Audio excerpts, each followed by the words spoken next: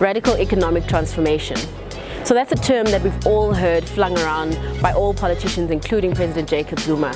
What it really means, there's a lot of confusion about it actually, because even those in the ANC haven't had much luck in explaining what it actually is.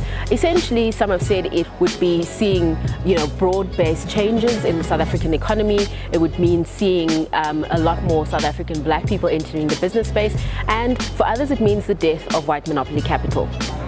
Smallanyana skeletons. Now that's a great political term that's taken on a life of its own in the South African political climate. But Abigail was the first to use it, and she was warning against those in the ANC sort of bringing out the skeletons of the party because they might have Smallanyana skeletons of their own. And it turned out that she actually had quite a big skeleton in her own closet with the SASA debacle. We've also seen that in the lead up to this conference, some of those skeletons have come out of the closet via text messages that some presidential candidates and others high up in the party have allegedly sent to various people making unsolicited requests.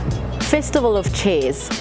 Now that's a phrase that is a recent addition to our political dictionary. It originated in the Eastern Cape, where the provincial conference actually ended up being quite a festival of chairs, as it was called. We saw people literally throwing chairs at one another in the dispute over how the conference should go.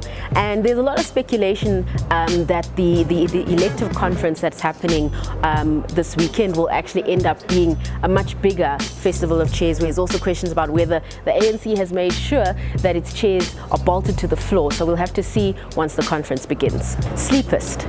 With a 5-day conference, long hours, and a lot of discussions which will probably go late into the evening, you can expect to see some sleepists at the ANC's National Elective Conference. Now this term actually was pioneered by members of the EFF. Now President Jacob Zuma has also been accused of being a sleepist. We've seen him nod off, or at least close his eyes restfully in some of the parliamentary sittings, with many wondering whether he's just taking in the information and making mental notes, or whether he's actually fallen asleep.